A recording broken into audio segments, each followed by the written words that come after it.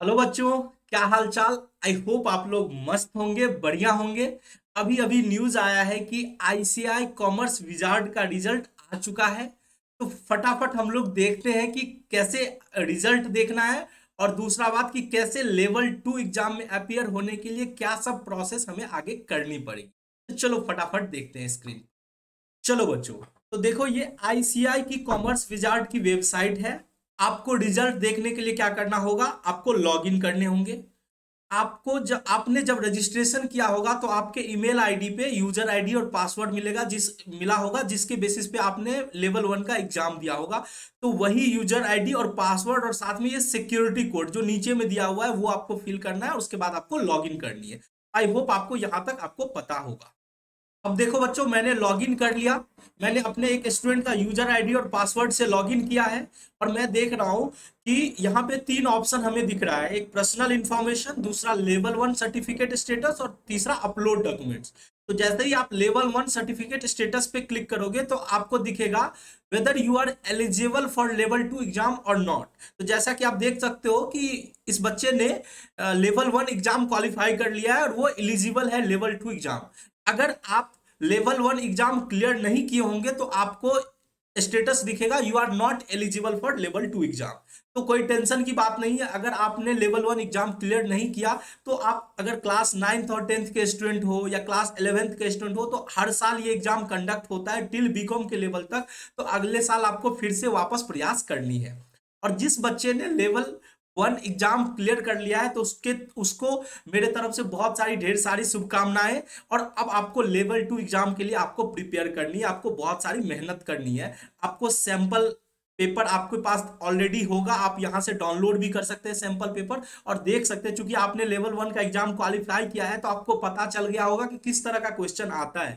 तो उस बेसिस पे आपको प्रैक्टिस करनी है। आपका जो लेवल 2 का एग्जाम है वो है 29 जनवरी। तो आपको उससे पहले अपने आप को रेडी रखना है। उससे पहले आपको कुछ डॉक्यूमेंट्स यहाँ पे अपलोड करने हैं। इसीलिए मेरा जो मेन पर्पस था वीडियो बनाने का वो यही था कि आपको डॉक्यूमेंट्स अपलोड करना है। मुझे फिर से वापस एक बार लॉगिन करना होगा और फिर मैं आपको दिखाता हूँ। अब देखो बच्चों, जैसे ही मैं अपलोड डॉक्यूमेंट्स पे क्लिक करता हूं तो मेरे पास ये ऑप्शंस आते हैं। एक ऑप्शन तो है कि आपको फोटो अपलोड करनी है। तो आपको क्या करना है, आप देखो क्या लिखा हुआ है, to upload scanned copy of passport size photo. यानी आपका पासपोर्ट साइज का फोटो आप मोबाइल से भी ले सकते हो और उसको पासपोर्ट साइज में बना के आपको अपलोड करनी है।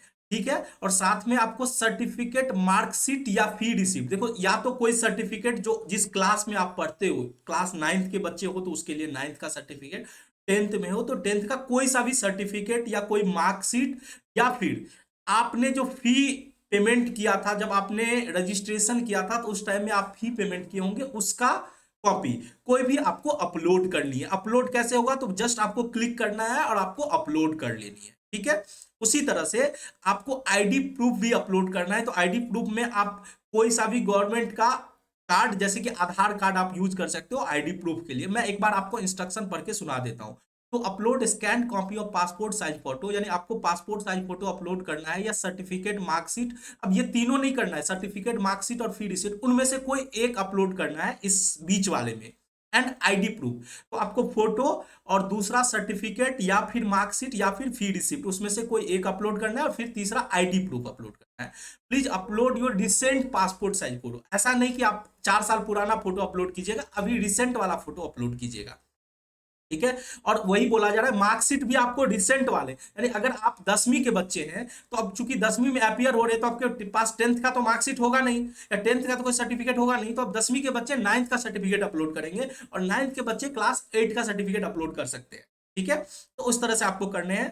Please save the scan and crop photo certificate as JPEG file. यानी आपको क्या करना है, जो आपका जो ये जो डॉक्यूमेंट्स होगा जैसे फोटो होगा या मार्कशीट का फोटो आप लोगे तो वो आपको जेपीईजी में रखना है। यहाँ पे पीडीएफ फॉर्मेट एक्सेप्टेबल नहीं है। तो आपको क्या करना है, जो भी मार्कशीट वगैरह आप यहाँ पे अपलोड करोगे उसके लिए पहले से आपको उस मार्कशीट का फोटो जेपीईजी के फॉर्मेट में रखना पड़ेगा। Do not just change the file extension of file saved in other format. यानी आपको यहाँ पे पीएनजी या बीएमपी या टीआईएफ ये सब एक्सेप्टेबल नहीं है, आपको केवल जेपीईजी फाइल लगेगा। फिर भी अगर आप किसी भी बच्चे को अगर दिक्कत होगा तो आप मेरे व्हाट्सएप नंबर पे कांटेक्ट कर सकते हैं और मैं आपको सपोर्ट कर दूंगा कि कैसे आपको डॉक्यूमेंट्स अपलोड करने हैं। Please don't use any special character, यानी कि वो जो फोटो का जो नेम होगा वो उसमें आपको कोई स्पेशल कैरेक्टर यूज नहीं करना है। तो इस तरह से आपको डॉक्यूमेंट सारे अपलोड करने हैं, ठीक है। अब देखो आपके मन में ख्याल आगा कि सर जब मैंने लेवल 1 का एग्जाम रजिस्ट्रेशन किया था तो उसी टाइम में क्यों नहीं डॉक्यूमेंट ले आ गया था। तो देखो लेवल 1 में कोई ऐसा ये नहीं था, उसमें कोई ऐसा प्राइज वगैरह नहीं था लेवल 1 के लिए, बट लेवल 2 के लिए प्राइज है। तो कोई ऐसा भी कर सकता है कि कोई सीनियर लेवल का स्टूडेंट, जैसे मैं मान के चलो मैं एक चार्टर अकाउंटेंट हूं, मैं किसी बच्चे का नाम लेके मैं खुद एग्जाम दे दिया, तो वो क्या हो जाएगा, गलत हो जाएगा। इसीलिए वो सर्टिफिकेट मांग रहे हैं कि अब आपने लेवल 1 क्वालिफाई कर लिया है, अब आप सर्टिफिकेट दिखा दो कि आप किस क्लास में पढ़ते हो, तभी आप लेवल 2 एग्जाम में अपियर करोगे, even you have qualified for level 1। Level 1 आपने क्वालिफाई कर लिया। आई होप आपको ये सब बातें समझ में आ गई होगी। मैं आशा करता हूं आप लोग फटाफट, आप लोग क्या करना, जो भी बच्चे लेवल 1 क्वालिफाई किया है और जैसा भी जो भी बच्चे एग्जाम दिए थे, आप कमेंट्स करके बताना कि आप लेवल 1 क्वालिफाई किए हो या नहीं किए हो। अगर लेवल 1 क्वालिफाई नहीं किए होंगे तो आपको आएगा कि you are not eligible for level 2 exam. तो उस केस में आपको नेक्स्ट अटेम्प्ट में, यानी अगली बार आप फिर से इस एग्जाम में बैठ सकते हो, आईसीआई कॉमर्स विजार्ड एग्जाम में। चलो फिर मिलते हैं आगे, तब तक के लिए जय हिंद।